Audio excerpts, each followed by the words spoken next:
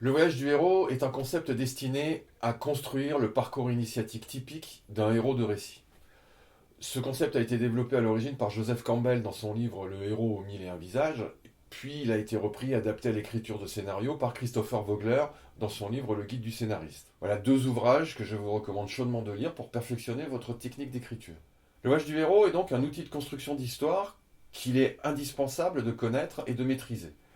Pour les débutants, c'est un atout puisque ça vous permet de fixer un cadre rassurant dans une progression dramatique qui a fait ses preuves. Vous aurez ainsi l'esprit plus libre de vous concentrer sur les personnages, la progression de l'intensité dramatique et les moments clés de l'histoire comme les deux pivots dramatiques et le climax. Dans une version simplifiée, il contribue également à concevoir un storytelling efficace et captivant tant dans le marketing que la communication d'entreprise. Passons aux choses sérieuses, qu'est-ce que le voyage du héros exactement? C'est une carte détaillée du cheminement du héros à travers l'histoire, à travers l'intrigue. En s'appuyant sur la structure en trois actes que vous avez découvert dans un article précédent, le voyage du héros va vous proposer 12 étapes distinctes que le héros va traverser pour arriver à son but.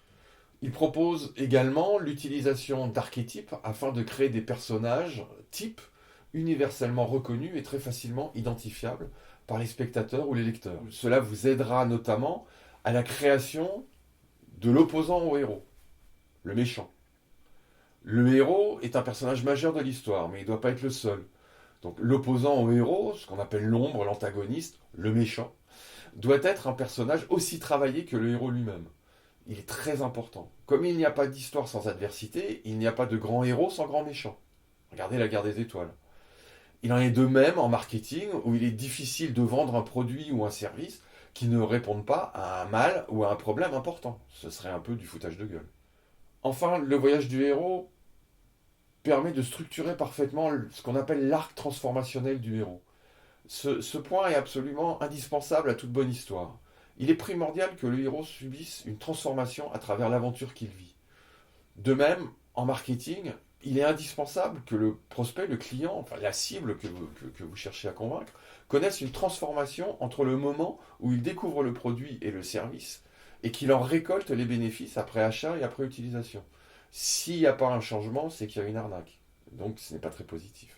Cette transformation, ce parcours initiatique, permet également de faciliter l'identification du spectateur ou des lecteurs envers le héros.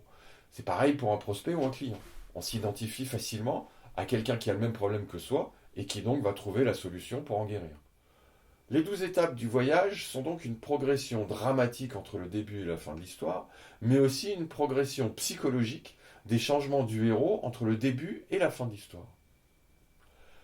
Je vous laisse découvrir en détail les 12 étapes, les archétypes, l'arc transformationnel dans l'article sous la vidéo. Si vous avez des questions particulières, n'hésitez pas à me contacter ou à laisser un commentaire. Je vous répondrai dans les meilleurs délais. Je vous souhaite une excellente lecture et je vous dis à très bientôt dans une autre vidéo. Bye bye.